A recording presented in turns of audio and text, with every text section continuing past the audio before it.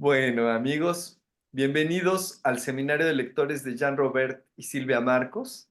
Esta es la segunda sesión del ciclo de Por una poética de la insurgencia zapatista.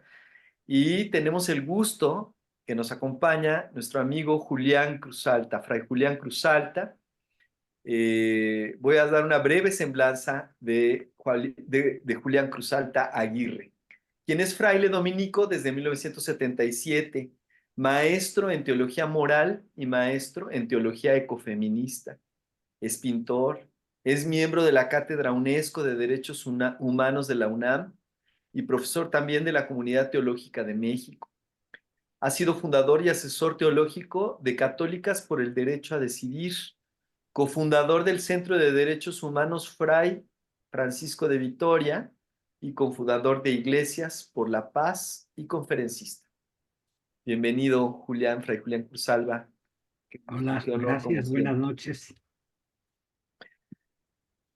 Bueno, pues en ausencia de nuestra querida doctora Silvia Marcos, a quien le mandamos un gran abrazo, que se recupere pronto, eh, damos por inicio a la sesión. Fray Julián. Pues sí, viendo la sesión anterior que empezamos a la lectura de este texto de introducción al libro, que hablábamos de mucho de lo que hace Silvia en este trabajo, pues hoy continuamos con esta segunda parte, con la lectura la misma introducción al libro, donde pues Silvia nos va a complementar varios de los temas que después en cada capítulo del libro va a ir desmenuzando. Este es como su nombre lo dice, una introducción, pero ella toca un semblante. Normalmente los libros tienen como una pequeño barniz de lo que van a hablar en el libro, la introducción, pero ella no hace un pequeño barniz, hace un barniz ya bastante profundo desde la introducción. Es un libro que va a marcar mucho, yo creo que es un gran resumen de todo un trabajo, de toda una vida. Por eso Ediciones acá lo edita como conmemoración no solo a los 30 años del levantamiento zapatista, sino un homenaje a las rebeldías. Y entre las homenajeadas está la rebelde Silvia Marcos. Yo así entiendo esta edición de acá como un homenaje también a la rebeldía de Silvia en muchos aspectos. A mí me ha tocado acompañarla en algunas rebeldías. Creo que varios de los que estamos en este seminario hemos sido parte de alguna de sus rebeldías, porque ha tenido muchas, desde allá desde la antipsiquiatría hasta esta del zapatismo. Entonces, esta es una edición conmemorativa de los 30 años de levantamiento, pero también de más años de esta rebeldía de Silvia Marcos. Yo lo entiendo como un homenaje a nuestra querida Silvia también, este libro, y creo que ella ahí vierte muchos de sus saberes, experiencias, rebeldías, luchas, inconformidades y conformidades. Y nos marca todo un camino de interpretación y de sueños. Es un libro muy rico. Lo que hacemos aquí es una pequeña interpretación y cubrir, pero el texto pues admite muchísimas más interpretaciones y algunas, como todo texto profundo, contradictorias. Seguro habrá otras lecturas que no concuerden mucho con lo que aquí estamos diciendo, válidas en su momento. Acordémonos que la hermenéutica es amplia, la liga se estira para interpretar un texto, pero tiene un límite, si estiras más la liga se rompe. Entonces se vale como seguir interpretando, pero hay que tener la honestidad intelectual, decir, eh, evoco el texto de fulano merengana, pero ya no es la interpretación de ese texto, sino es mi pensamiento. Lo que aquí estamos haciendo es limitarnos a una interpretación, no decir lo que yo pienso, supongo, del pensamiento zapatista o mesoamericano. Hago una interpretación y hacemos, pero del texto de Silvia, desde nuestra mirada, pero es del texto. Todo texto tiene un contexto y sí, digo, se vale ir más allá del texto, pero hay que decirlo, lo que va uno a hacer intelectualmente. Puede uno usar como pretexto el texto, pero ya no es una interpretación, es como ahondar a partir del texto de tal autor o autora. Sigo mis indagaciones intelectualmente válidos, sí, pero hay que marcarlo. Decir, esta pretensión creo que en esta lectura de este seminario no la tenemos de ir más allá, sino hacer una interpretación en el texto. ¿Qué nos dice Silvia? ¿Qué entendemos? Y se vale hacer diferentes interpretaciones. Les digo, hermenéuticamente la liga es amplia, pero tiene un límite, lo que el texto dice. No puedo hacer decir el texto lo que el texto no dice o ir contra el texto, porque eso ya no es interpretación. Ya podría ser una crítica del texto válida, pero no es una interpretación. Digo, aquí estamos llegando a hacer una interpretación. Me parece que este es nuestro límite epistémico, primario si se quiere, pero muy rico le vamos a encontrar. La sesión pasada fue muy rica en la tertulia al final de cada uno desde sus sentires, saberes y pensares, pues aporta. Creo que esta segunda sesión podrá ser igual de rica si intervenimos. Todo el mundo tiene límites epistémicos y de vida, y qué bueno la conjunción de varias personas, y este es un espacio abierto. Me gusta por la parte final que es muy enriquecedora y nos hemos limitado a interpretar el texto. Creo que esto ha sido un buen ejercicio de aprender cómo interpretamos un texto desde el texto mismo. Y uno puede decir, pero yo pienso esta otra cosa y se vale, pero ya no es el texto, es lo que uno piensa. Pues vamos a iniciar, yo creo, con la lectura de esta segunda parte, de esta introducción. Con mucho gusto. Y le voy a pedir a Jorge, con su voz tan grave y agradable de escuchar, que inicie la lectura. Encantado de hacerlo, es un honor. Pero no veo el texto. Y no Tantito, está todavía espérenme en pantalla. tantito. Compartir pantalla. Listo. Permítame un momentito. Voy quitando la... Quiero quitar el... Es que me está estorbando el recuadro a la derecha, entonces quiero quitarlo, pero no me deja. Ya lo hice. Listo. Partiendo de la hermenéutica de la oralidad. El marco cognoscitivo de la oralidad en los pueblos originarios, la persistencia emancipadora de las creencias ancestrales, aunada a la construcción de propuestas políticas inusitadas e innovadoras, creativas, pacíficas y posibles, es parte integrante de la propuesta que une esta colección de textos. Una hermenéutica de la oralidad como método interpretativo permite una revisión de ciertos dispositivos retóricos propios de tradiciones orales. En particular, las fórmulas, las redundancias, los ritmos, las rimas, las cadencias poéticas y los paralelismos. Sobre todo es un reto comprender los mundos simbólicos que sustentan sus metáforas narrativas, historias y mitos. El abundante uso de metáforas en los discursos, que ya desde tiempos de Fray Bernardino de Sahagún, en 1540, lo habían interpelado, estará presente en la lectura de estos textos. Si revisamos este libro, podemos encontrar en cada texto una cantidad variable de enunciados con estas características de la transmisión oral, de la oralidad, pues. En esta introducción, espero que el interés de los lectores los impulse a buscar y revisar, texto por texto, para recuperar la presencia abundante de estas citas. Estos enunciados son la base que construyen mis reflexiones. Todos ellos cuidadosamente escuchados, considerando sus palabras como jades que se lanzan hacia afuera para exponer sus profundidades filosóficas y cósmicas. Proveniente del pensamiento mesoamericano, las palabras en sí mismas son consideradas no solo permanentes y durables como piedras preciosas, sino también como jades. Leemos la nota de pie de página, por favor. Dice la nota, Silvia Marcos, un desparramamiento de jades. El género en discursos morales. Capítulo 8 en Tomado de los labios. Género y eros en Mesoamérica. 2011. Ahí Así, hacemos una pausa primera, porque es sí, muy rico esta primera parte del texto. pues que nos sitúa en la episteme mesoamericana, o sea, en una cosmovisión. Los pueblos reclaman su propia manera de ver el mundo y de ver sus cuerpos. O sea, hay hermenéuticas que emergen de los mismos pueblos. Por eso también hoy se habla de una justicia epistémica. Los saberes de los pueblos están vivos, no solo son del pasado. En este caso empieza desde la interpretación oral que hace Sagún de sus informantes y hace su propia interpretación con sus límites hasta nuestras propias interpretaciones y las interpretaciones que hace del pensamiento maya el movimiento zapatistas.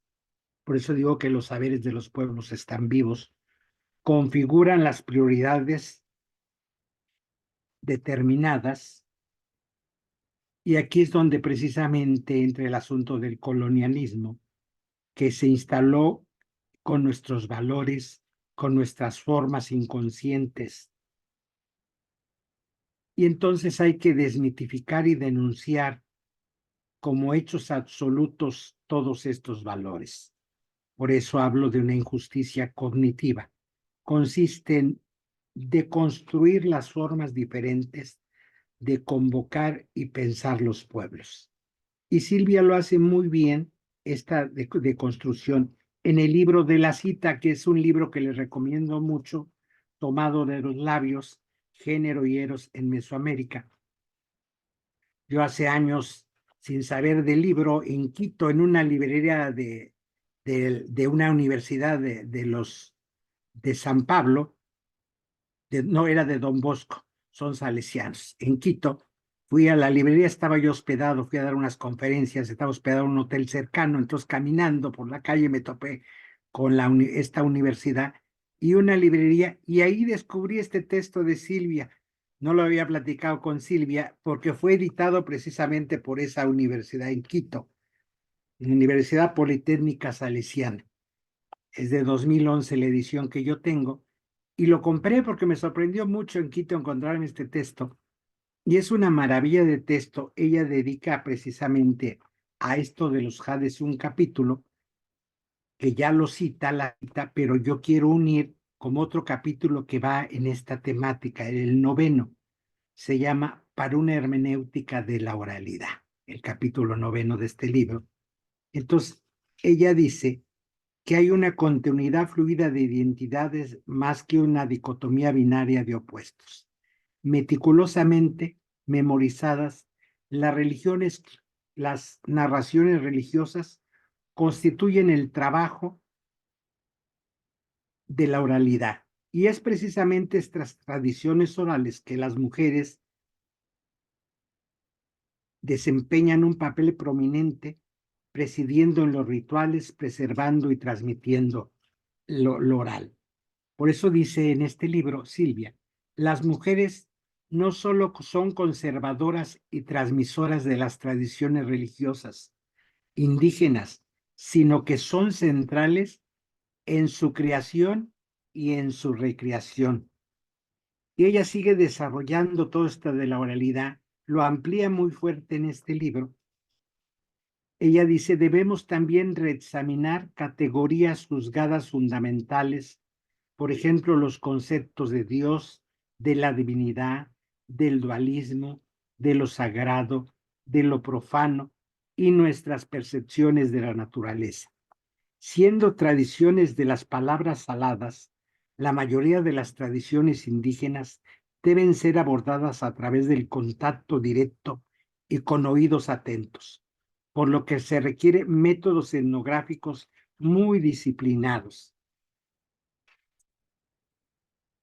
Y ella sigue ahondando y se va al peso de las palabras. Perdonen la cita larga que estoy haciendo, pero amplía lo que ella ya pone en el libro, en este libro que ella misma cita de sí misma. Dice, María Sabina, la mujer sabia de los hongos, habla muy concretamente de su experiencia de curar con el lenguaje. Y cita a María Sabina. Y también veo caer las palabras. Vienen de arriba, como si fueran pequeños objetos luminosos cayendo del cielo. Entonces, con mis manos, recojo palabra por palabra. Y dice Silvia, en la tradición oral, la forma en que las palabras develan sus sentidos es muy particular. Las tradiciones orales tienen una fe absoluta en la eficacia y en el poder de la palabra hablada.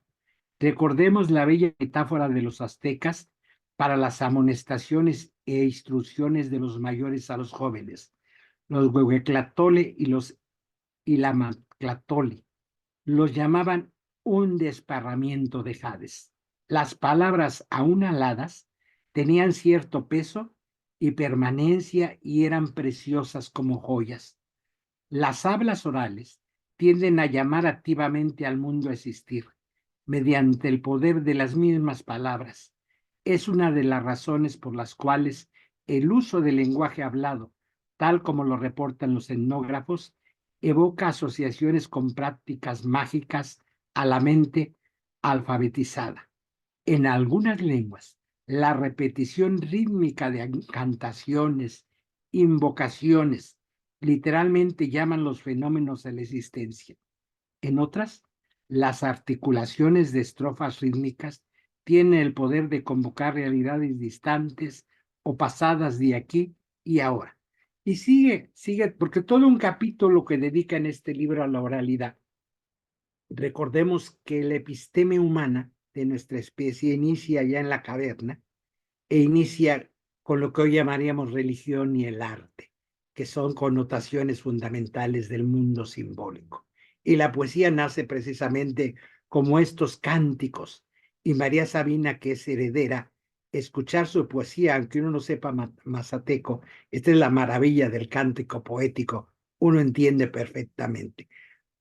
Les recomiendo, hay un documental de Nicolás Echeverría, ya muy viejito, donde no es con actrices o actores, sino graba a María Sabina, y ella caminando en Huautla, en esas montañas entre las nubes, empieza a hablar, pero como ella habla poéticamente, hace poesía. Yo cuando veo el documental, porque está en castellano, vienen las letritas abajo, los letreros, yo cierro los ojos para no seguir el castellano, sino escucharlo oral. Tiene un ritmo maravilloso, la voz de esta mujer es mágica y por eso en las sanaciones no para de hablar, porque el documental incluso presenta sanaciones con mundo indígena, con una sanación a otra indígena. Es el único que le permitió a Nicolás Echeverría grabar en cine una sanación y toda la noche son cánticos de una energía, de una fuerza y de la oralidad que esto es mágico lo que Silvia, sí. Yo recordé mucho el documental leyendo este texto de Silvia, de Nicolás Echeverría, y Nicolás cuenta una anécdota maravillosa en este sentido. Dice que él iba queriendo hacer el documental y que se subió en el último tramo, porque los camiones, al menos yo la última vez que fui por esos rumbos, era pesadísimo el viaje. No sé cómo está ahora, tengo años de no ir por ahí, pero el último tramo era pesado y unos camiones de cuarta y son horas y horas de subir y subir. Y dice Nicolás Echeverría que se le sentó a un lado una viejecita que se le durmió en el hombro y que al llegar a Huautla pues le sonrió que nunca hablaron en la noche. Y él preguntando por la casa de María Sabina, le dieron la referencia y la que le abre la puerta era esa viejecita que viajó en su hombro toda la noche y le sonrió. O sea, ya se había encontrado a María Sabina. María Sabina sabía quién era por su energía y claro que es el único que le permitió entrar con cámaras y todas sus curaciones. Esta es la maravilla de la oralidad en la que habla Silvia. Y le recomiendo este texto de mismo Silvia, donde amplía un capítulo completo en tomado de los labios a la oralidad, que es al que refiere en este texto. Perdón por la pausa, pero me pareció importante señalar esto, que aquí Silvia hace un pequeño resumen, pero tiene todo un capítulo de otro de sus libros dedicado a este tema de la oralidad, que es muy fuerte y que el mundo zapatista desde la oralidad tiene mucha fuerza.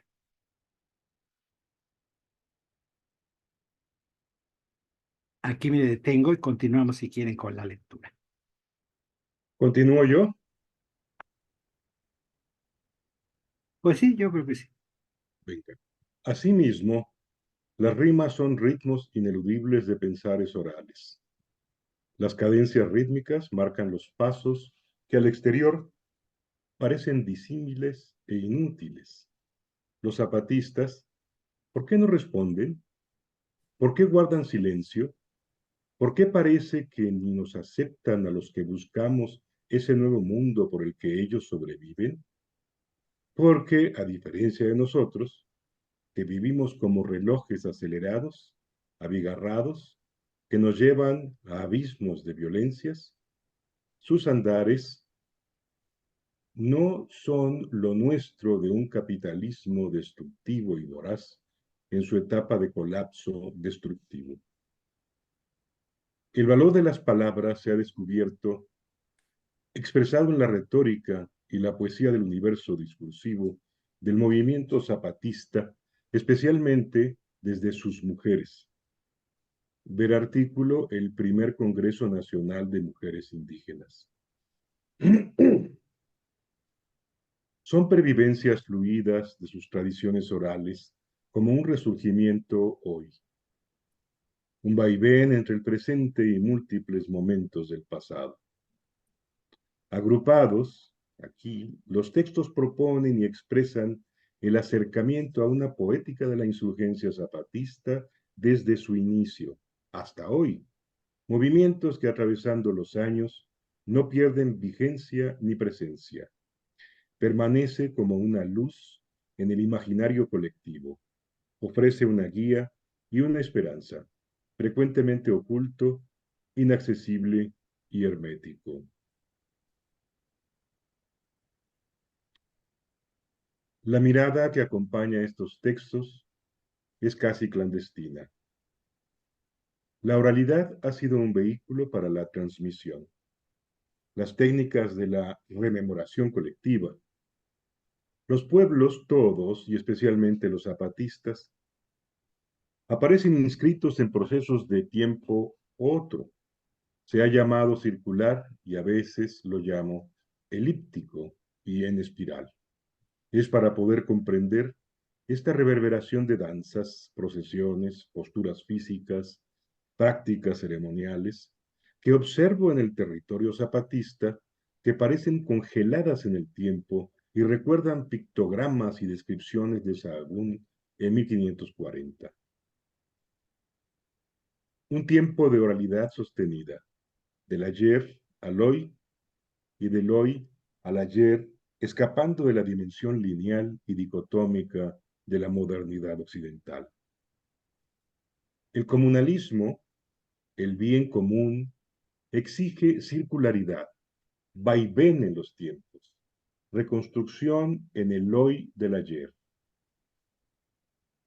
Como revisar, revivir los momentos en los que la invitada recorre sus percepciones después de una escucha larga y silenciosa, después de una recolección memoriosa de gestos, lenguaje corporal, redundancias orales, rememoración de fórmulas, escucha de invocaciones, y del momento político emergente de colectividades sujetas al andar del tiempo en espiral.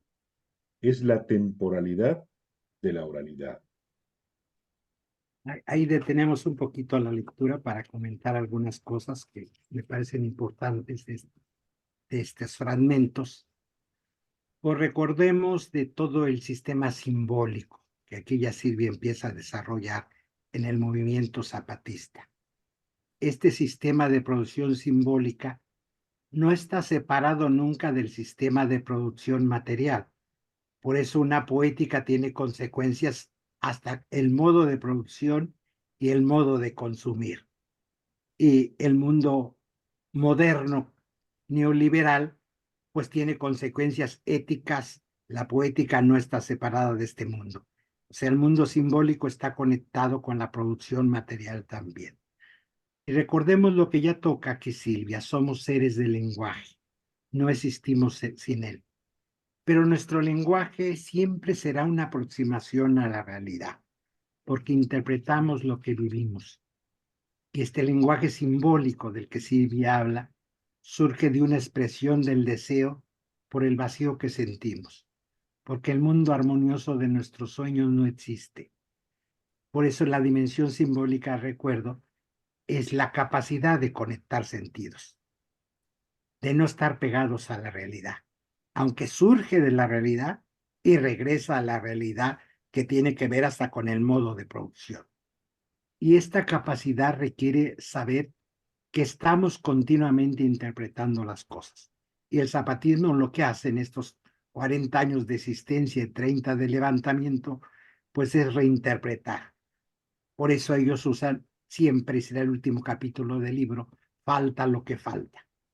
Porque necesitamos construir sentido. Construimos lenguaje de sentido porque tenemos que construir significados. Aquí la trama del lenguaje me parece fundamental. Se teje con nuestras palabras y juntas nuestras palabras construyen sentido. Si leemos textos de esta expresión oral, ya después escritos, pues los que escribieron esos textos, en el caso de Sagún, los escucha de sus informantes orales, lo hace desde una experiencia con sentimientos y emociones que están presentes en ese momento cuando escucha Sagún la narración oral. Cuando hoy leemos estos textos, tenemos otras experiencias y otras emociones. Por eso la riqueza hermenéutica de la interpretación, aún de los textos de Sagún.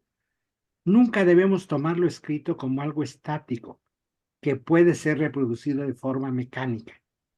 Pero lo que hablaba yo al inicio de la liga tiene un límite, no es a infinito, no, ni tampoco son ocurrencias lo que se me ocurra, sino a partir del texto. Solo puedo interpretarlo también a partir de la trama de mi vida, y es lo que hace Silvia. Lo más importante son los sujetos actuales y sus posibilidades. Por eso la dimensión simbólica de la vida humana es constitutiva de nosotras y nosotros, porque la realidad no es estática.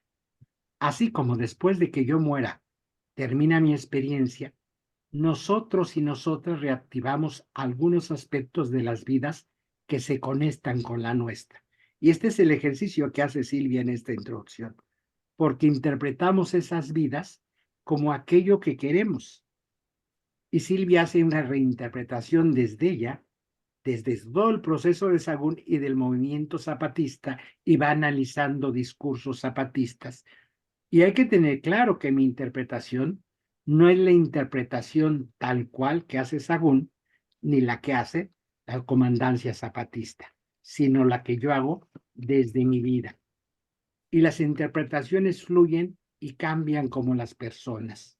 Y este lenguaje simbólico, metafórico del que va a hablar a lo largo de este texto Silvia, recordemos que es un lenguaje simbólico con sentimientos poéticos. Ya la sesión pasada hablábamos, esto no quiere decir que es mentira o que no es válido conocimiento de ninguno. Ya la sesión pasada se recuerdan, aquí el compañero había insistido y tenía toda la razón en esta anotación. Porque sí, porque a veces cuando hablo de lo poético la gente dice, entonces mentirita, eso no es serio, seria solo la ciencia.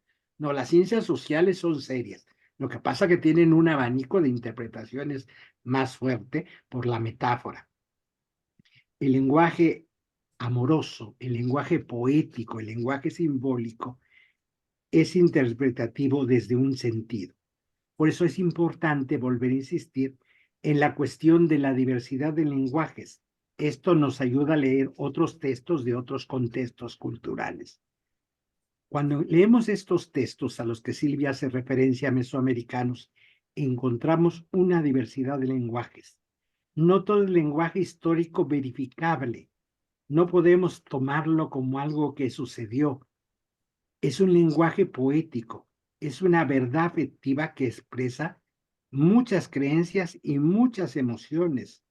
Hay que percibir la fuerza de las analogías del lenguaje simbólico. Por eso Silvia en esta parte va a insistir muchísimo en esto. Este es un lenguaje ligado a nuestras experiencias y emociones, y casi nunca le damos en el mundo neoliberal mercantilista sentido epistémico a nuestras experiencias y emociones, porque es muy colonial este mundo neoliberal. El sentido nos lo tienen que dar otros, y si son blancos y europeos, tiene más sentido. Y aquí Silvia va desde la episteme y la sabiduría de nuestros pueblos, porque en esto de la colonia pues entra hasta el color de la piel. Es decir, pues ella por eso va a rescatar e insistir mucho, esto es un lenguaje ligado a tus propias experiencias y emociones, porque estos lenguajes conectan con la experiencia y con las emociones que acompañan a esa experiencia.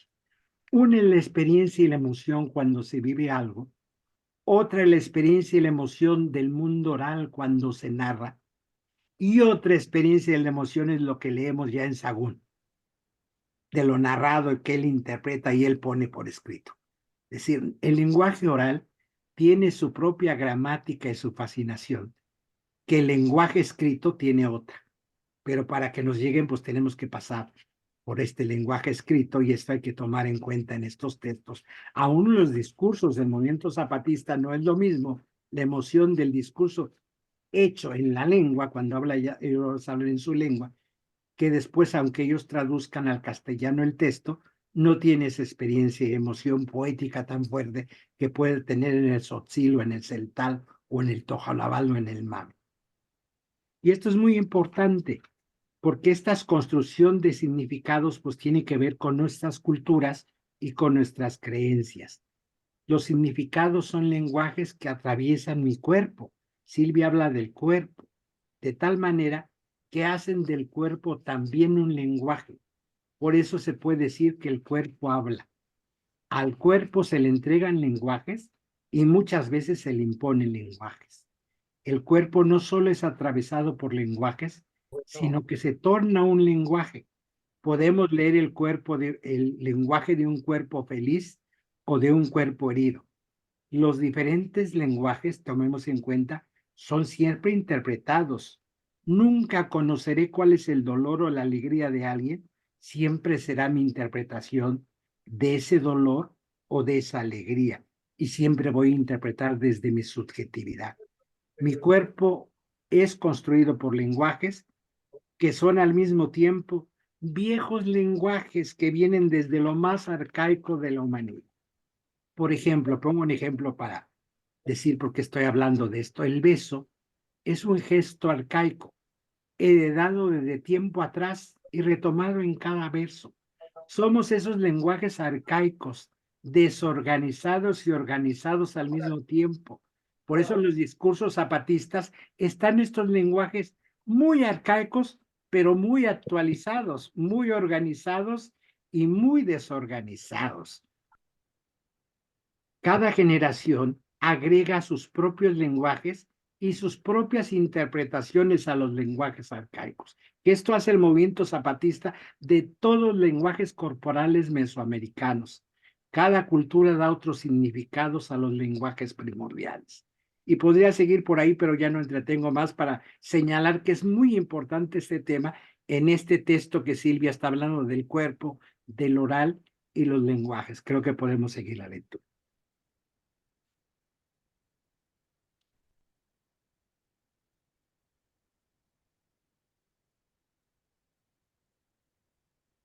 Continuamos.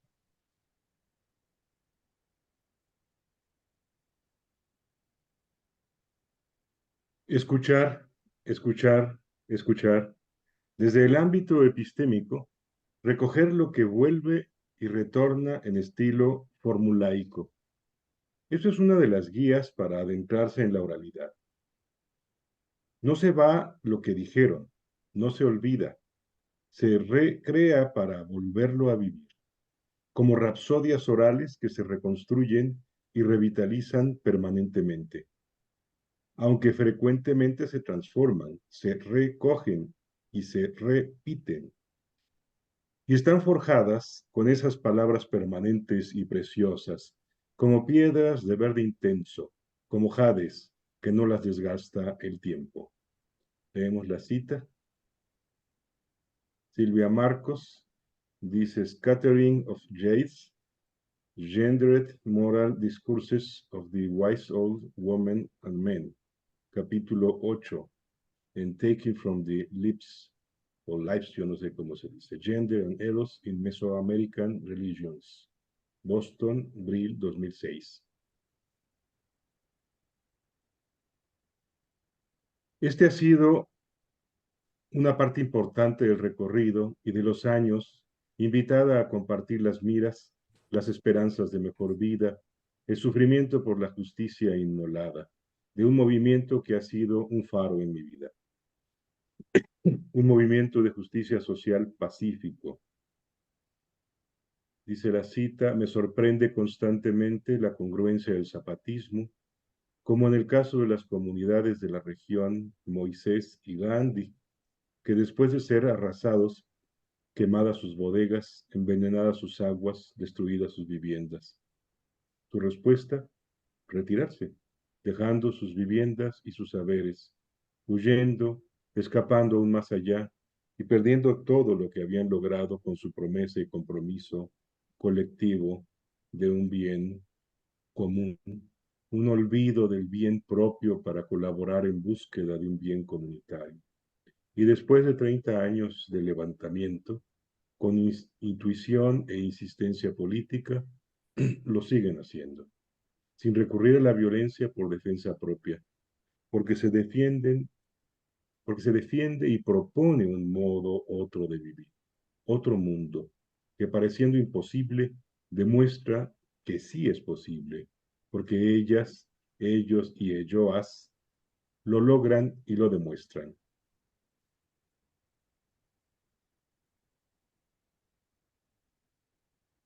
Entonces, un movimiento de justicia social pacífico, durante 30 años, ha renunciado a defenderse de la violencia y la muerte con la respuesta astuta de estrategias pacíficas, casi inconcebibles para el mundo violento en el cual sobrevivimos. Es una poética de la insurgencia zapatista. Muchas gracias, Jorge. No sé si pueda continuar Enrique. Sí, nomás que antes de continuar una palabrita, aquí Silvia pues nos dice lo que yo decía en otro lenguaje, de unir toda la producción simbólica con la producción material, que este es un asunto ético, que al final esta poética zapatista no se queda en algo banal o solo palabras, sino esta oralidad tiene un lenguaje y una repercusión ética, al que hace, y ética política. Es una propuesta ética política, pero no deja de ser amorosa. No es ética política en el sentido neoliberal o de la mercancía, de la dominación o el poder, sino por eso Silvia le llama la atención de este movimiento pacífico que no responde agresivamente, porque tiene une lo poético a lo ético. El mundo simbólico está unido a la producción material. ¿De qué manera producimos y de qué manera consumimos? Por eso es tan fuerte la reacción neoliberal mercantilista contra este movimiento. No es un asunto solo militar, lo que plantea es un asunto ético y una ética política de fondo. Y este es un reto con sus escalas de valores. Y por eso a Silvia le llama mucho la atención esta propuesta. Yo recuerdo cuando entra el ejército a Chiapas, inmediatamente que van a las comunidades, me piden que organice una primera, podemos decir, brigada para ir a dar testimonios de cómo quedaron las casas, la gente huyendo. Y Silvia aceptó formar parte de eso. Inmediatamente nos trasladamos una vez más a Chiapas y Silvia fue, y habían abandonado las casas, todavía había fogones prendidos, tirada la comida y los desastres que hizo el ejército. Entonces nuestra tarea era documentar todo esto, que a mí me hizo impresión, y leo este texto de Silvia, veo que guardó esas impresiones también ella muy fuerte, de encontrar destruido, tirado el maíz, se defecaron en los frijoles, los soldados, les había costado a las comunidades traer del río por mangueras el agua a las casas, habían macheteado los kilómetros de manguera el ejército, una cosa terrible, y las comunidades estaban huidas en cuevas. Yo después, cuando vivía allá, me decían, te vamos a enseñar la escuela, les decía, no, porque capaz que a mí me agarra el ejército y hablo. No soy resistente ante la tortura como ustedes. Mejor no me enseñen que yo no sepa, así no hay manera de que abra la boca. Porque ya en esas situaciones de vida y muerte no sé cómo reacciona uno. Y veo que Silvia le queda marcadas estas imágenes que son muy impactantes y la respuesta es guardar silencio. Parece que es miedo, pero es una apuesta de ética política esta respuesta muy fuerte. Y ahí está lo poético.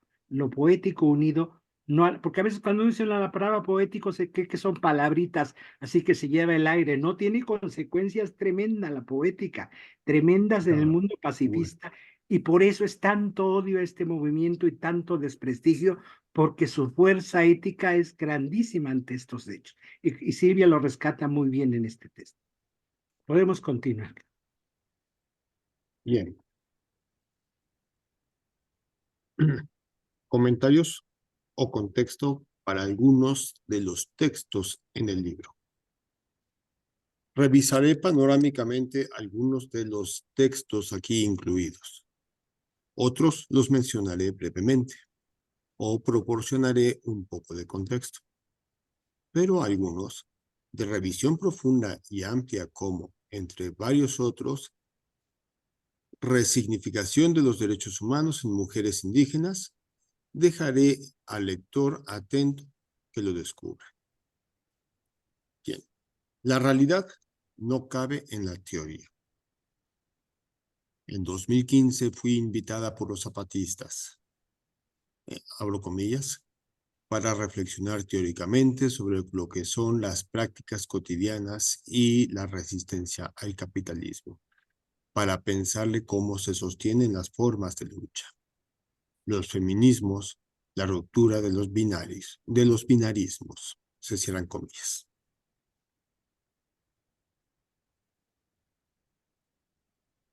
Echemos un trato, dice el sub Moisés, que yo te lo digo mi pensamiento y tú me lo dices el tuyo. Esta fue una invitación directa a teorizar en el evento denominado Pensamiento Crítico y la Hidra Capitalista en 2015. Una ética y filosofía de la vida en la justicia autónoma. Ahí hay una cita al pie que dice, es de Jean Robert, rumbo a la escuelita, es el título de la entrevista con Jean Robert, que se encuentra en Promedios de Comunicación Comunitaria del 11 de agosto de 2013. Está en YouTube. Bien, seguimos a la 14. Bien. ¿Cómo transitar de Giorgio Agamben a Sub Moisés y a la mayor Ana María? Este texto, la realidad no cabe en la teoría, avanza epistémicamente con denuncias a formas vanas y vagas de construir la teoría entre comillas. La realidad no cabe ahí, sobre todo si el análisis de esa realidad está construido sobre la episteme, conceptualizaciones y percepciones de mundos otros desde el zapatismo. De la mano de Agamben, este texto recorre panorámicamente esos primeros siglos de construcción de filosofía cristiana, esa que hoy en día cimienta el pensamiento moderno llamado, entre comillas, occidental. Revisa esa episteme constructora de colonialismos posteriores frente al zapatismo con sus enunciados aparentemente jocosos y sencillos. Hay otra nota al pie que habla de SC1 Marcos, Relatos del Viejo Antonio, es el título, y de Galeano, Habrá una vez, ese es el otro título. ¿Sí? Descoloniza la mirada para entrevernos a vislumbrar, siquiera un poco, de esos mundos herméticos e insondables y a veces inaccesibles de las filosofías mesoamericanas pervivientes en el hoy zapatista. Como ahora rememoro mi observación silente de las danzas del caracol en Opentic, porque la realidad no sabe nada de teoría. Estas miradas insertas en estos textos proponen recuperar aquellos valores y espacios ocultos que han sido desplazados por el proceso moderno capitalista. Y no solo desde el pensamiento colonizado que procura y acepta la voraz economía capitalista, sino también y sobre todo desde un imaginario social colonizado perteneciente a la mayoría de la población, que nos incluye luchadores sociales, pensadores, críticos, activistas o activistas de las izquierdas, académicos, académicas, feministas, estudiosos, estudiosas comprometidos por la justicia social. Termina la sección. Seguimos con la siguiente. Sí, solo una notita del autor que ella cita, a Giorgio Agamben. Hágame. Giorgio Agamben es un filósofo italiano, actualmente tiene 82 años. Él ha hecho todo estudio como buen italiano desde la época romana de todo lo jurídico y filosófico. Entonces es un experto en asuntos de ciencias sociales, del poder sobre todo él ha trabajado. Y este es el autor que cita varias veces Silvia, Giorgio, que es italiano. Nada más, perdoncita para saber, como no dice aquí en las notas quién es, para quien desconozca, búsquenlo, es un pensador importante que ilumina mucho el estudio y la realidad contemporánea. Muy bien. Siguiente sección. Las fronteras interiores. El movimiento de mujeres indígenas y el feminismo en México. Este texto exhibe una multiplicidad analítica y testimonial, producto del seguimiento de la Gran Marcha Color de la Tierra. La mirada esta acompañada, las más de las veces, por las voces de mujeres zapatistas. Lo mismo en el artículo denominado Zapatistas llegar a ser autoridad. La Garrucha 2007. El hilo conductor es la voz de ellas. Hablan y recojo sus palabras, sus quejas, sus propuestas. Entre comillas, las zapatistas no estamos ni desanimadas ni cansadas, decía una. Otra, vamos a luchar por más libertad, se cierran comillas. La marcha Color de la Tierra que inspiró este artículo convocó a más de 200,000 personas al Zócalo capitalino. La comandante Esther fue la seleccionada para dirigirse como representante del movimiento zapatista en el recinto del Congreso a los congresistas y diputados. El texto en el libro recoge puntualmente e interpreta, con la metodología de la oralidad, los discursos de la comandante Esther y las aportaciones de María de Jesús Patricio como mujeres de pueblos originarios en luchar por la justicia. Las citas elegidas para recuperar su presencia y participación expresan la fuerza y lucidez de estas mujeres indígenas que en 2001 todavía desde el feminismo urbano frecuentemente eran consideradas sumisas y calladas. Sus discursos, recogidos selectivamente en este texto, muestran el anverso de lo que muchos feminismos urbanos consideraban inexistente hasta el día de hoy. Esto es la participación activa, rebelde, lúcida de estas mujeres que nos dicen, como también en el encuentro en 2018 en el Caracol de Morelia, no vengan a luchar por nosotras. Nosotras lo estamos haciendo. Entre comillas, como mujeres que somos. Se cierran comillas, somos, comillas, mujeres que luchan como ustedes, se cierran comillas. No crean que nos tienen que venir a enseñar cómo participar y llegar a ser autoridad. Y Se aquí, termina la sección. gracias, hacemos un momentito, dos palabritas. Aquí es importante, Silvia va a dedicar todo un capítulo en el libro a este encontronazo entre las feministas urbanas y el feminismo indígena. Por eso Silvia insiste mucho en la diversidad de feminismos y no solo en las olas occidentales de feminismo. Hoy hablamos de la cuarta ola feminista, pero esto es muy occidental. Sin estos feminismos, obviamente llegan a estos encuentros las grandes lumbreras del feminismo internacional y quieren venir a iluminar una realidad que no conocen. Y dan por supuesto que las indígenas están sumisas, muchas con una mirada más que feminista, mujeril de revancha contra los hombres, y se topan con una realidad donde hablan precisamente de hay que llegar a la armonía, donde no hay feminismo sin los hombres en estos mundos indígenas. O crecen las parejas en común o va a haber desarmonía.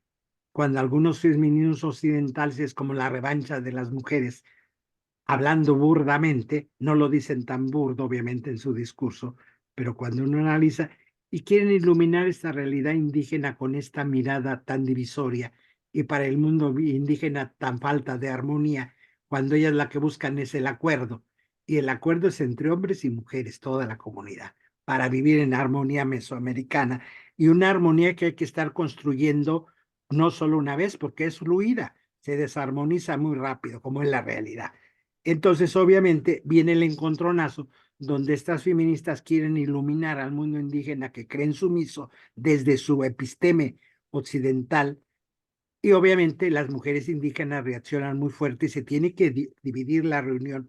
Por un lado, hacen asamblea las indígenas y por otro lado las no indígenas, porque dicen, miren, de eso que ustedes hablan ni les entendemos, primera. Segunda, ni nos interesan los temas que ustedes están tratando. Entonces las mujeres indígenas se van aparte a hacer un grupo feminista de mujeres indígenas a hablar de su realidad, porque estas mujeres blancas de primer mundo, académicas, universitarias, no entienden otras epistemologías y quieren venir a poner su realidad. Y yo recuerdo esto que años después, pues todas las ONGs de México y de muchos países mandaban muchos cursos a Chiapas, muchos. Había curso de todo. Y se quejaban porque solo iban hombres a los cursos. Y hubo un curso, por ejemplo, de costura y no había ninguna mujer, llevaron máquinas de coser eléctricas donde no hay electricidad, primer problema. Aparecen porque no conocen esa realidad. Desde algún escritorio de alguna ciudad europea se compran máquinas de coser eléctricas, pudiendo llevar mecánicas de pedal, pero llevan eléctricas donde no hay electricidad, y luego se sorprenden que no hay inscrita ninguna mujer al curso, son puros hombres, hasta que les tienen que explicar la realidad. A ver, compañeros, se levantan las mujeres aquí a las 3 de la mañana a poner el nixtamal para hacer la tortilla. A las 6 se van con los hombres al campo. Regresan a las 2 de la tarde. Los hombres a las 2 de la tarde ya acabó su trabajo. Se van a las plazas de los pueblos a tomar el sol y hasta el otro día. Las mujeres no llegan a prepararla, porque se van con los hombres al campo a trabajar. Llegan a preparar la comida y a las 6 de la tarde a preparar el nixtamal del siguiente día. Los hombres a las 8 se acuestan y las mujeres son las 10 de la noche y no se acuestan. Y no pueden ir a cursos porque ellas llegando a las 2 de la tarde no termina su labor. Quienes ya terminaron son los hombres, entonces ellos tienen tiempo para tomar todos los cursos que quieran ustedes y poner. Y muchas feministas se enojaban porque eran cursos para mujeres e iban puros hombres porque no se daban cuenta de la realidad social de estas mujeres que no podían tomar cursos en la tarde porque ya había acabado la labor del campo a las 2 de la tarde, pero seguía la labor doméstica. Por eso una mujer en este ritmo a los 40 años es una anciana. Y además con montonal de hijos y con este ritmo, decir, yo la primera vez que dieron el toque de queda para levantar a las 3 de la mañana, me levanté y un hermano me dice, porque así se dicen entre ellos a las comunidades, dije, hermano, me dice, no hermano, ese es el toque para las mujeres, tú síguete dormido. Nosotros nos paramos hasta las 5. Este feminismo quería, que no entiende, el mundo indígena quería iluminar, por eso Silvia lo narra de esta manera, porque sí fue un choque muy duro de unas que van con toda la teoría a querer iluminar una realidad y además creen que allá no hay feminismo, que son mujeres sometidas, desconociendo toda la lucha mesoamericana del trabajo fuerte, desde las deidades femeninas hasta las mujeres femeninas, y esto es lo que resume en esta parte magistralmente Silvia Marcos de toda esta realidad.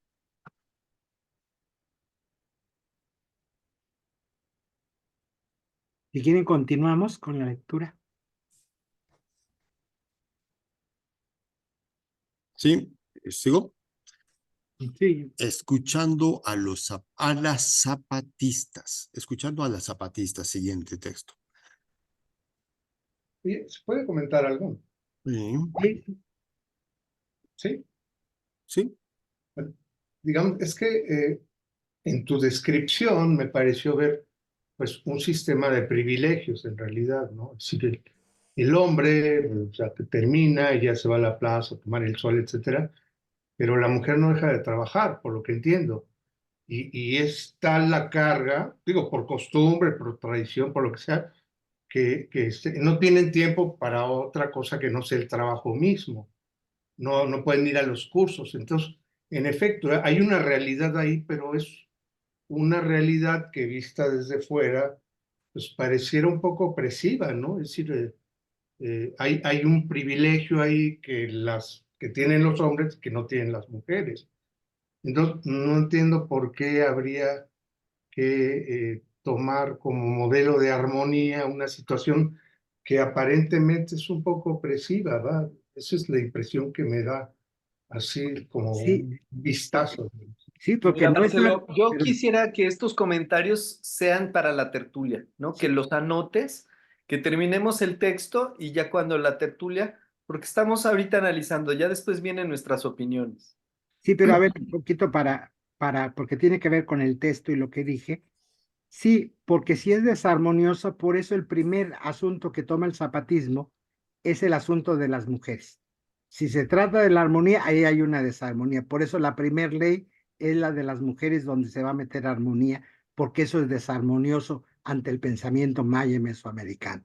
Tiene razón. Por eso es lo primero que se trata de corregir y se pone énfasis, porque hay gente que se pregunta por qué este movimiento empieza con asunto de mujeres, porque hay una desarmonía y ellos se dan cuenta precisamente que no va conforme a su mirada ética y poética esa desarmonía de las mujeres. Y entonces donde la primera ley del mundo zapatista es la de las mujeres, porque precisamente hay una desarmonía que choca con su pensamiento y que hay que corregir. Y en esa se está trabajando desde hace 30 años. No ha sido fácil, pero ya las comunidades zapatistas hoy es otra la mirada, precisamente 30 años después. Sí, sí, en estas, porque para ellos es desarmonía con todo su pensamiento y por eso es inaceptable esa mirada continuarla. Fuera de las comunidades zapatistas, en todo otro mundo, pues el neoliberalismo ha calado más desarmonías en este aspecto, pero ahí se ha tratado de armonizar, solo para señalar este puntito, que sí en una lectura primaria pues entra que hay una contradicción, y sí lo vieron que era contradictorio con su pensamiento, y por eso trataron hace 30 años, la primera ley fue en torno a la situación de las mujeres. Continúo. Más. Escuchando a las zapatistas. Primer Congreso de Mujeres Indígenas. Poco años después de la emergencia pública del zapatismo y un año después del Congreso Nacional Indígena en 1996, en 1997 recibí esta sorpresiva invitación. ¿Un congreso de puras mujeres indígenas? Me preguntaba. Tenía lugar en Oaxaca. Viajé de noche en caravana rodeada de mujeres indígenas de la zona Tinec de la Huasteca. Tenec. Siguiendo con el espíritu de nuestros antepasados, nuestras antecesoras eran gobernantes, sacerdotisas y diosas. Siéntanse en su casa, compañeras. Coincidía esta afirmación que apunté velozmente en mis notas. Coincidía con estudios etnohistóricos entomados de los labios, ahora recogidos de las voces presentes. La atención enfocada en lo que he llamado una hermenéutica de la oralidad. Esta experiencia me permitió el privilegio de escuchar y recuperar características de la transmisión oral. Fue su oralidad rítmica, formulaica, que apelaba a la redundancia, a la poiesis. Una ritualidad verbal, el uso metafórico para explicar y reconocer y denunciar la realidad que las rodeaba oprimiéndolas. El rescate de una oralidad viviente aparece en este texto. Los discursos recuperados hablan de la discriminación que sufren, de las carencias como sujetas subalternas sufren en las diversas regiones del país. Rememoro un ejemplo. A nosotros, como no podemos hablar bien, ellos no nos hacen caso. Nosotros tenemos la idioma, es muy valiosa nuestra idioma. Me siento orgullosa de tener idioma, que es el mixteco, pero a ellos no les gusta. Son las notas de siempre.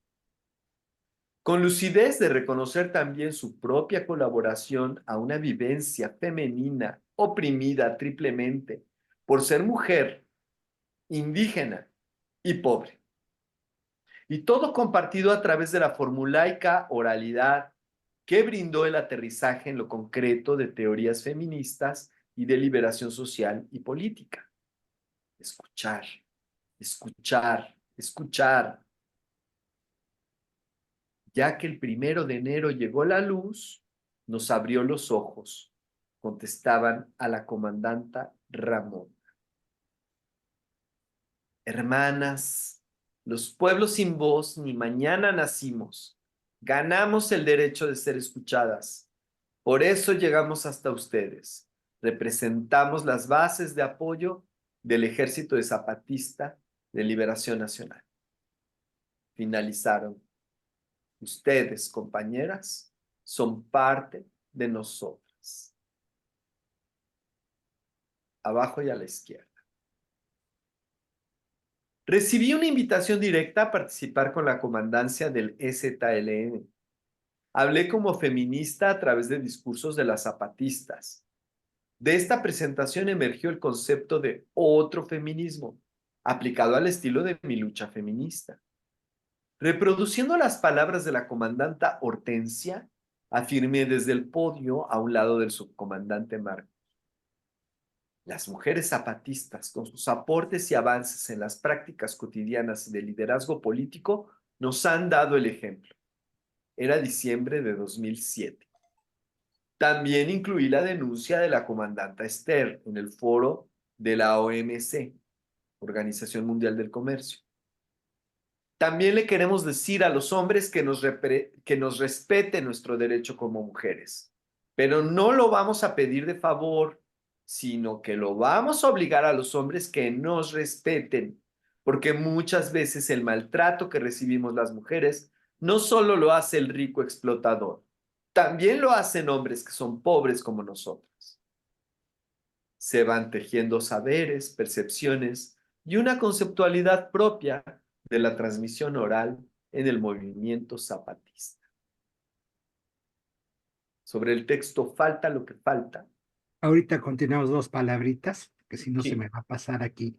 Sí, la ley de las mujeres zapatistas primero se aplica en el ejército zapatista, o sea, en las mujeres que pertenecen al ejército. Luego está en las poblaciones.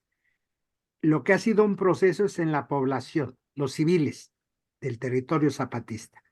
Porque lo que venía, por ejemplo, había proyectos de productividad que se les daba dinero a las mujeres para crianza de gallinas, hortalizas, y los hombres iban y les quitaban ese dinero y se lo emborrachaban.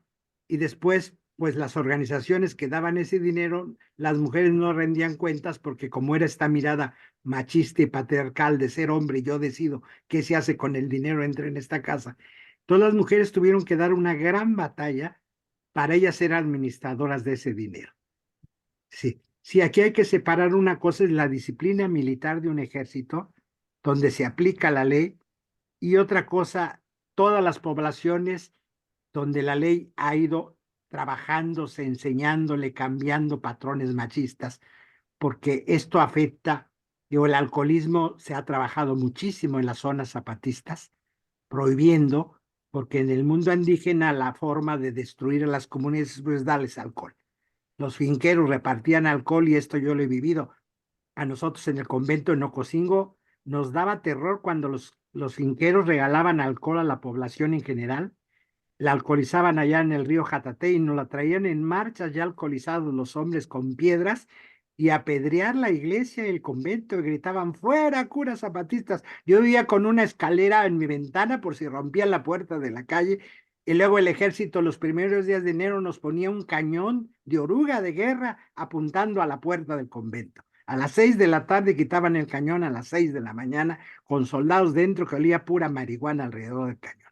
Es decir, esta es la mirada contra la que han tenido que luchar las mujeres fuertes contra el mundo patriarcal. O sea, esto del feminismo y el zapatismo, por eso Silvia lo remarca, ha sido una lucha tremenda desde las mujeres con esta mirada mesoamericana que ha costado trabajo porque se perdió mucho del pensamiento. O sea, tampoco hay que ser tan románticos que el mundo indígena conserva al 100% el pensamiento mesoamericano. Está mezclado. Regresar a esta realidad ha costado mucho su movimiento social no armado. Es decir, por disciplina militar los hombres del ejército tenían que disciplinarse en las leyes de mujeres, pero las poblaciones ha sido un proceso educativo.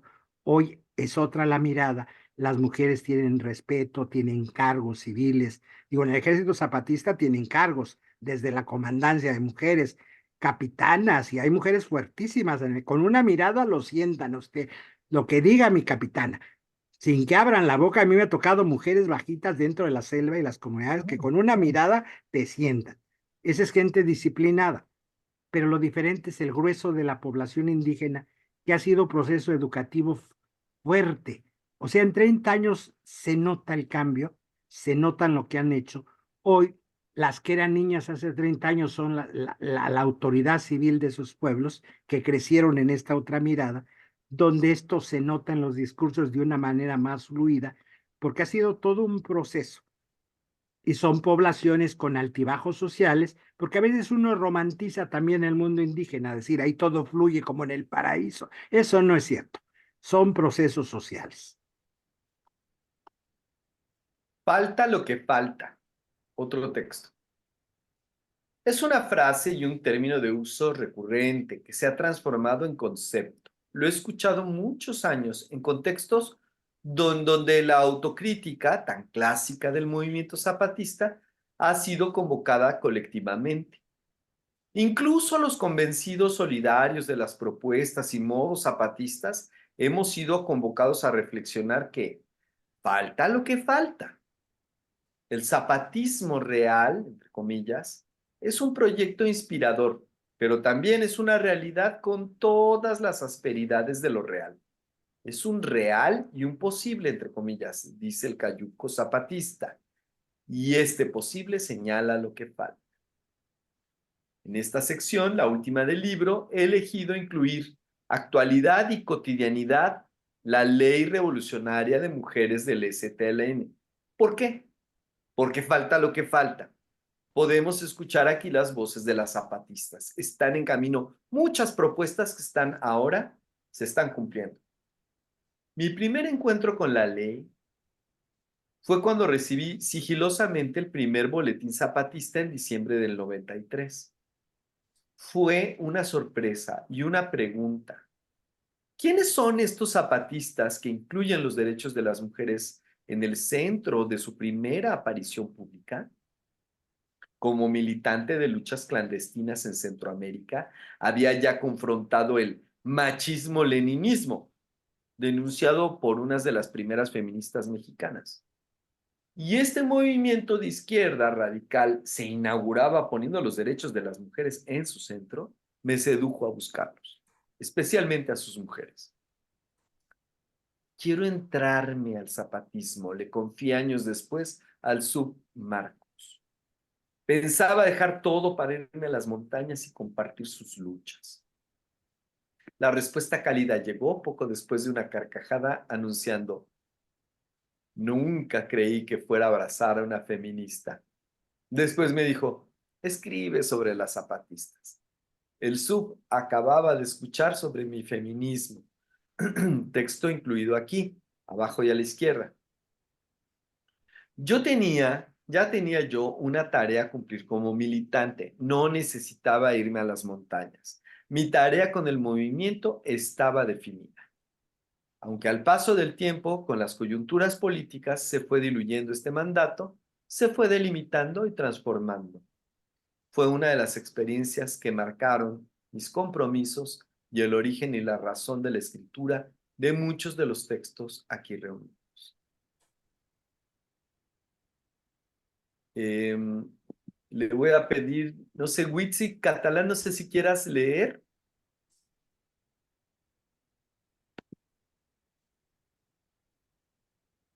Sí, puedo continuar. Actualidad y cotidianidad. La ley revolucionaria de mujeres del EZLN. La publicación del libro zapatista La participación de las mujeres en el gobierno autónomo recogen transcripciones de sesiones colectivas de mujeres sus luchas. Este fue uno de los volúmenes que fueron hechos como manuales para, comillas, darnos clase durante la escuelita en agosto de 2013. Estos libros se hicieron para poder compartir a fondo, enseñar y estudiar al movimiento zapatista. Nos fueron donados a los invitados al llegar a vivir con ellos y ellas de la forma como ellos y ellas viven en sus comunidades. Esta experiencia de la escuelita se llevó a cabo mediante múltiples eventos.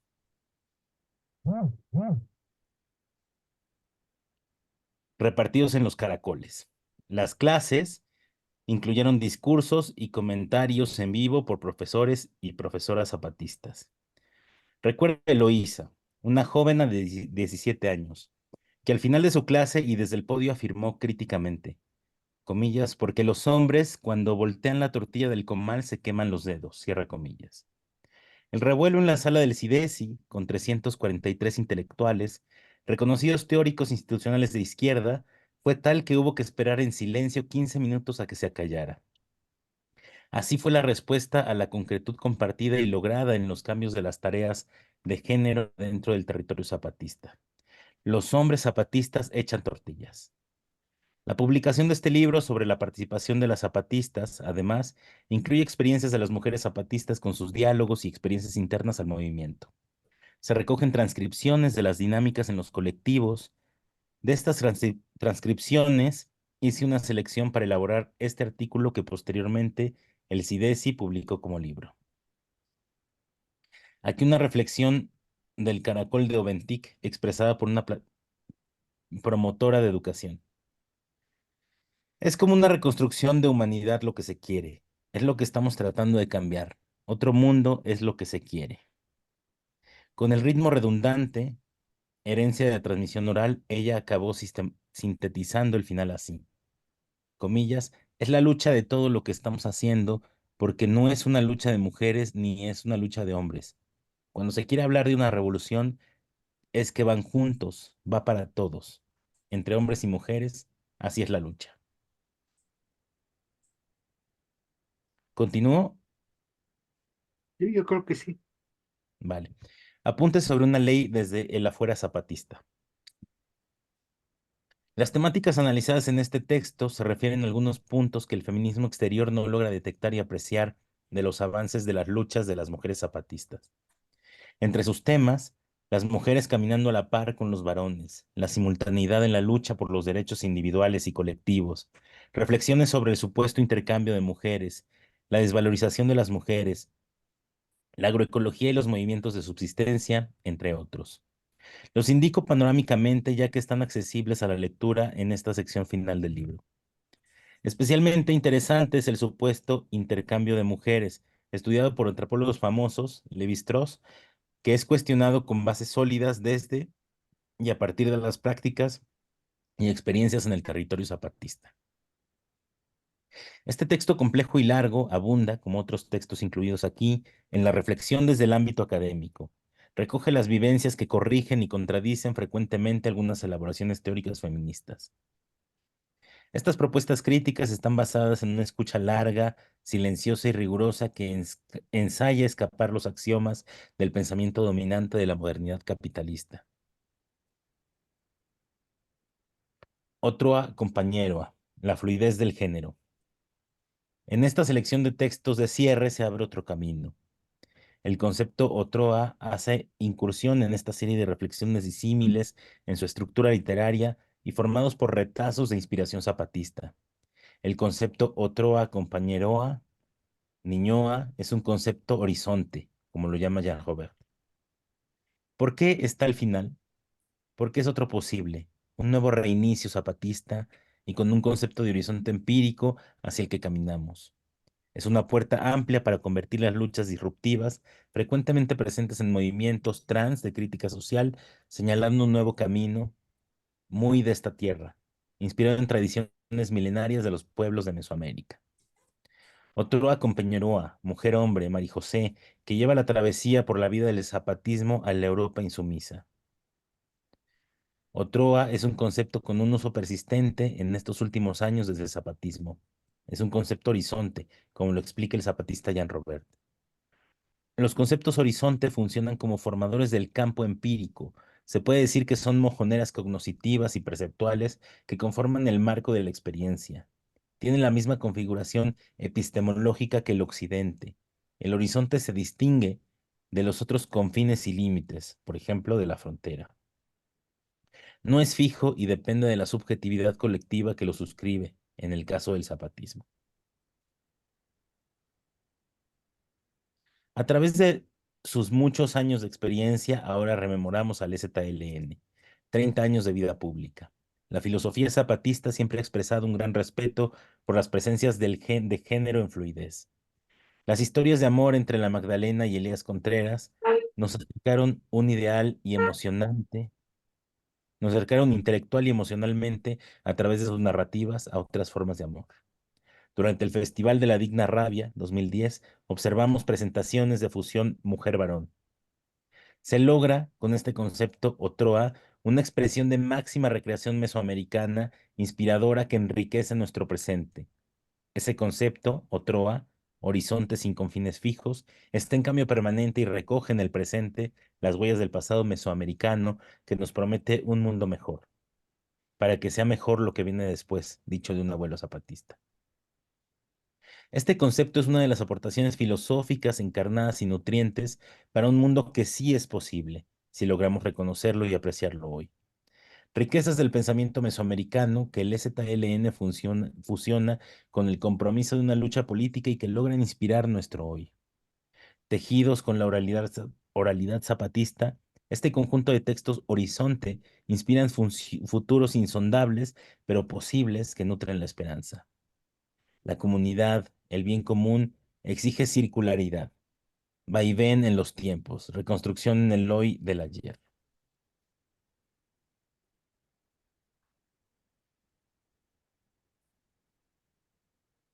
Pues aquí yo creo que es importante en esta última parte, ya hablamos de la ley, las mujeres, he comentado, pero este último apartado, pues tiene que ver con un término, la palabra es nueva, otroa, pero el concepto no, es parte de la visión mesoamericana como concepto. Y hay que recordar, pues, términos afines, la dualidad, la fluidez, el equilibrio, la corporalidad y sobre todo la categoría corazón, que en el pensamiento mesoamericano es central.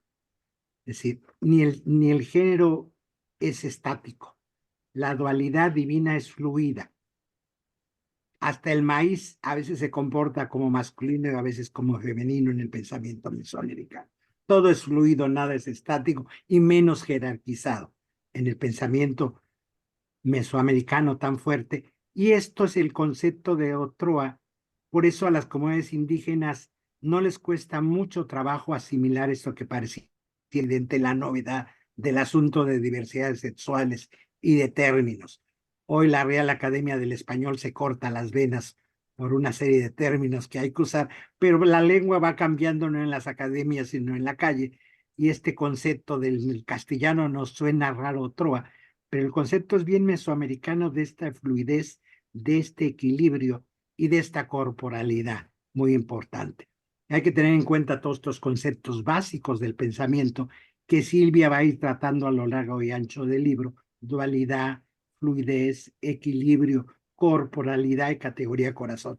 Por tiempo no me detengo en cada uno de ellos, que da para una sesión cada concepto mesoamericano. De esto Silvia lo ha tratado en muchos artículos. Yo lo trabajo mucho con Silvia en la obra o en otros espacios académicos donde hablamos de esto, porque da, pero para poder captar la riqueza de este último apartado.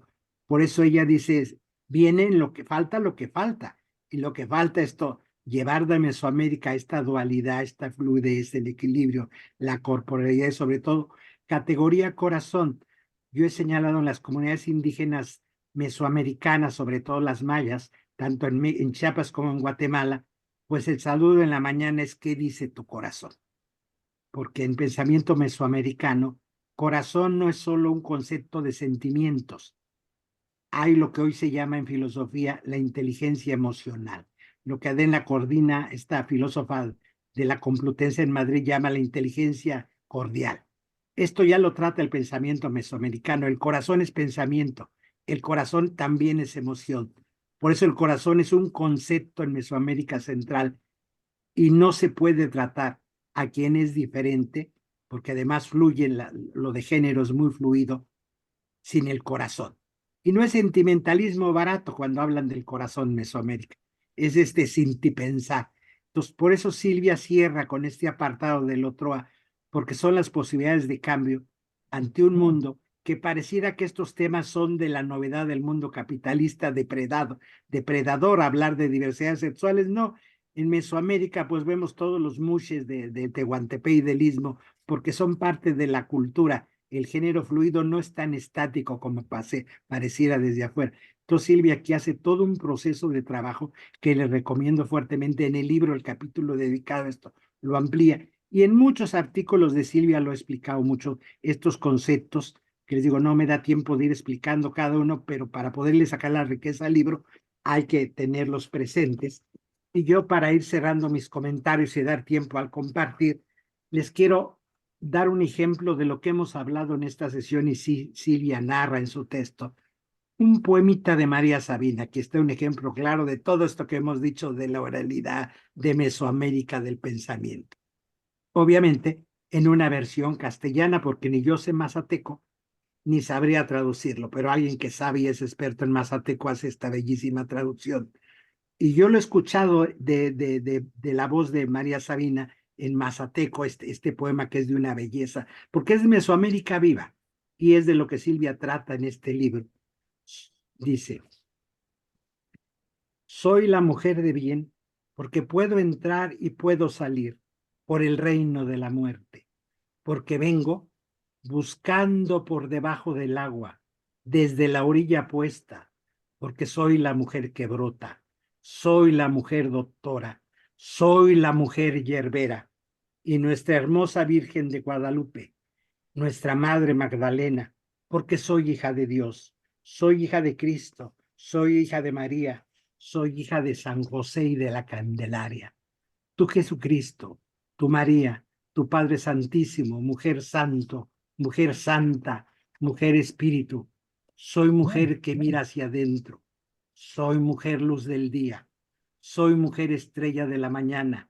Soy mujer estrella de Dios. Soy la mujer constelación Guarache. Esta es la poética indígena a la que hace homenaje Silvia en este libro maravilloso que les recomiendo ampliamente. Y yo abrir en este momento para dialogar y compartir nuestras propias riquezas. Y ya mucho ya no quise intervenir porque el texto lo dice todo, como está narrado por sí. Muchísimas gracias, Julián. Muchísimas gracias por estos comentarios maravillosos. Y me ganaste, porque yo te iba a declamar algo de María Sabina. Es que me encantó todo lo que dijiste sobre el canto y la oralidad. Y yo, pues, he reflexionado mucho sobre eso, porque, como algunos de ustedes saben, he cantado ya desde hace más de 30 años y dedico mucho de mi vida al canto. Entonces, pues un capítulo importante de mi investigación lo dediqué al canto y tuve que citar a María Sabina. Entonces, entre las cosas que me gustó mucho de esta cuestión de la oralidad, les comparto algo. Les comparto algo que escribí, que es precisamente de que cuando se habita el poema en el canto, yo, hablando del papel mágico que tiene el canto, es que a veces siempre los occidentales, o bueno, pensamos en el canto como si fuera música, ¿no? Y no tanto como la parte poética y teatral que tiene el canto. Y enfocándome en eso, escribo lo siguiente, que cuando se habita el poema en el canto, la palabra otorga intencionalidad y direccionalidad. Así es como opera la invocación de los chamanes de todos los pueblos a través de su canto. Si la musicalidad y el ritmo fungen como los agentes de la seducción que atraen a los escuchas, sean seres humanos o seres divinos, habitar el poema da sentido a la invocación-evocación presente en un canto sagrado. Para ejemplificar esta idea, usemos el ejemplo de María Sabina, la sanadora mazateca que utilizaba el teonanácatl para sus curaciones. Bajo la intoxicación del enteógeno, el lenguaje racional queda corto para romper los límites del ego y ser el otro que uno ayudará a sanar. La única manera de afrontar la palabra es cantando. Soy mujer que solo nací, dice. Soy mujer que sola caí, dice. Porque está tu libro de sabiduría, dice. Tu lenguaje sagrado, dice. Tu hostia que se me da, dice. Tu hostia que comparte, dice. Imaginémonos esas anáforas en su idioma original, pronunciadas con la intención de entrar en la psique de quien va a acompañar en su curación, capaces de enlazar de forma misteriosa los hilos que unen a este mundo con el transmundo, su cara oculta y misteriosa.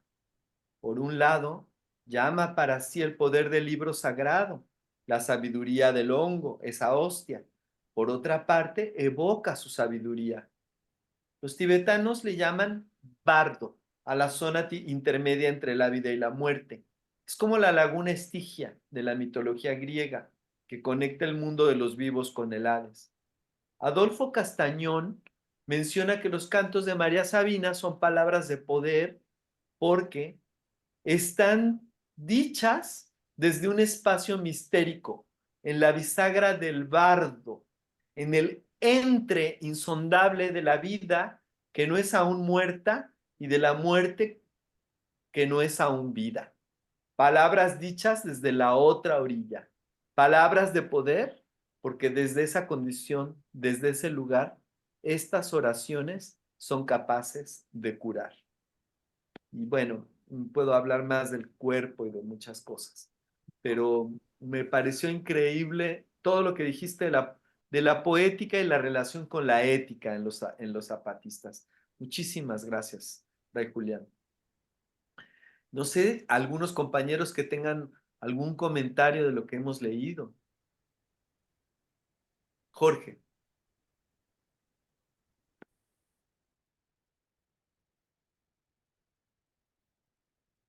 Me quedo pensando en la parte específica sobre oralidad, pero también porque la oralidad es un hilo que va a lo largo de la reflexión, está dándonos un espacio, un campo, ¿no? Pienso cómo la oralidad hay que distinguirla del ser analfabeto. De hecho, por la vía de la oralidad vamos más allá de esa discriminación, ¿no? Que se refiere al que no ha sido alfabetizado como alguien inferior. Pero la oralidad, ¿no? Lo que abre es la posibilidad de de modos de conocimiento y expresión. Te ha dicho que escribimos para olvidar. Muchas veces se ha idealizado la escritura, pero la escritura ha causado un traumatismo tremendo en nuestras capacidades. De por sí, el ejercicio de la oralidad me parece que no se puede distinguir del pensamiento. Cuando leemos, no necesariamente pensamos. Cuando nos expresamos oralmente, estamos pensando. No hay otra manera de hacerlo, ¿sí? Pues estamos ejercitando nuestras capacidades. Cuando leemos, y nosotros mismos somos un ejemplo en esta sesión, ¿no? Yo creo que algunos de nosotros, yo trato de, cuando me dan el trabajo de leer el texto de Silvia, entonces estoy tratando de ir más allá de las limitaciones de la fría palabra escrita. Y de algún modo somos un poco actores, es decir, tratamos de vencer esa frialdad y de meterle al texto escrito que estamos leyendo sentimiento. O sea, nos vamos tratando de amoldar, de navegar en el texto en tanto que leemos, lo estamos de alguna forma internalizando cuando hacemos ese esfuerzo por dotar de sentimiento las palabras que están escritas. Es mucho más posible cuando estamos frente a un texto de la riqueza y de la fuerza poética y del contenido tremendo de lo que nos está hablando Silvia. Lo que nos dice Silvia sobre oralidad no es la oralidad en general, pero creo que vale la pena también pensar esa oralidad como un recurso universal. Es decir, cuando hablamos, cuando nos expresamos oralmente, estamos, lo sepamos o no, remitiéndonos a nuestra propia tradición. Nunca hablamos solos. Por nuestra palabra se expresa la comunidad de la cual formamos parte. Esa comunidad puede estar vulgarizada, degradada, deshecha, como es la sociedad contemporánea, dominada por estas cosas de consumo y esas pendejadas. Pero digo, siempre tenemos, cuando hablamos, esa fuerza que nos obliga a pensar y esa línea de recuperación de lo que somos colectivamente. O sea, la oralidad es el sentido profundo de nuestro ser colectivo, ¿no? Es decir, puede llegar a eso. Me parece que lo que los textos de Silvia que hemos abordado hoy nos dan una muestra de cómo, en el caso de las comunidades zapatistas, la oralidad sí es ese ejercicio profundo de retomar con libertad la fuerza de lo que nos hemos construido como una tradición. La tradición, en este caso, de las comunidades que están metidas, que vienen de una raíz mesoamericana. Pero no es una raíz que está ahí simplemente como un remoto origen, sino lo que nos muestra el texto, los textos que hemos estado trabajando, leyendo, comentando, no solo interpretando, sino comprendiendo, lo que nos muestra es que esta oralidad es un camino de recuperación poética del ser colectivo, el que se forma para el caso específico de esta tradición mesoamericana. Y esto es una riqueza enorme. Está puesto ahí en todo este trabajo de los zapatistas, pero tiene una proyección que va más allá de eso. O sea, que nos permite a otros que venimos con otras identidades, con otras tradiciones, ¿no? Decir, este es un camino, es una ventana para alcanzar la profundidad de nuestro ser, particularmente nuestro ser colectivo. Alicia.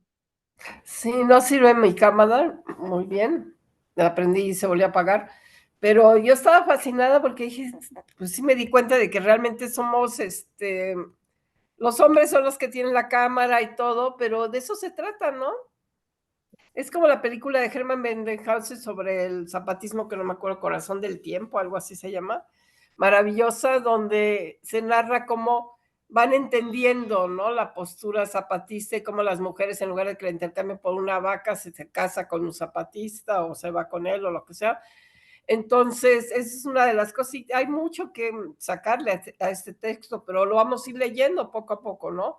Porque, por ejemplo, todo lo de la oralidad, pues también tiene relación con Illich y con la memotecnia, y una maravilla. Y luego, o sea, ¿cómo no es que vaya a unir no quiero unir a los griegos con con el zapatismo, pero es lo nuestro, lo que Bueno, ¿por qué traemos no? adentro. ¿Mande? Digo, ¿por qué no? O sea, no, no es pecado, pues, o sea, No, no es pecado, pero en este digamos, momento no. si uno asocia una parte del texto que habla sobre Mesoamérica y los zapatistas con algo, digo, tampoco podemos demonizar al occidente así como absolutamente, no, yo no suscribiría un poco esa postura, ¿no? No eres Porque Elsa Cross, entonces, no eres Elsa Cross. No, ok, no pasa nada, tal vez no me expliqué bien, pero en este momento pues estamos en Mesoamérica y, por ejemplo, otros términos como el horizonte, ¿no? Pues muy de arquitecto, pero muy de ver la esperanza. Hay muchas cosas, pero los felicito. Sus comentarios son maravillosos y también te felicito, Héctor, con poema. Bueno, dejo la oportunidad para que hable más.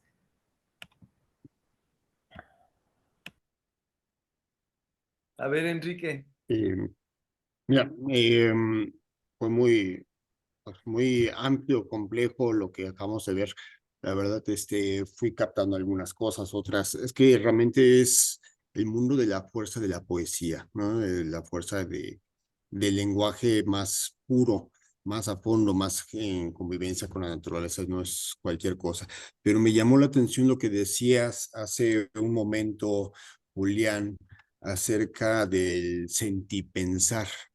O sea, ese sentido de la mente y el corazón unidos. O sea, que es algo que decías que cuando hablan ahí en los zapatistas de el corazón, o sea, cómo amaneció tu corazón hoy, o algo así me decías, es no quiere decir como una cosa muy romanticista o de amores, o sea, como tal, sino completo el sentir y el pensar juntos. Y eso me rememoró a que en tibetano la palabra mente lo tradujeron, bueno, la palabra tibetana para mente, los occidentales dijeron, oye, ¿qué le ponemos? Y le convirtieron en mente en lugar de utilizar la palabra que para ellos, para los tibetanos, significa mente, corazón al mismo tiempo. Sí, y nosotros, entonces, cuando tal vez uno estudia budismo y cree que tiene que purificar la mente, está pensando en purificar sus pensamientos, cuando en realidad en el budismo tibetano lo que se busca es todo, ¿no? Las comprensiones y también las vivencias emocionales y los afectos que están dentro de todo categoría que se llama mente, ¿no? Entonces, ahí ya me lleva a considerar que tal vez nuestras culturas más ancestrales o más aterrizadas sí tienen la capacidad para ver el todo de esta manera unida y no quedarnos en esta partición, fragmentación tan grande que llegó nuestro occidente y que ya no sabe cómo reunir las piezas, ¿no? Entonces, esto me llamó la atención y las referencias a María Sabina y todo lo que es la fuerza de la palabra, realmente fue apasionante en esta ocasión. De todos ustedes. Pues muchísimas gracias, amigos, y que tengan bonita noche. Sí, Enrique, si quieres.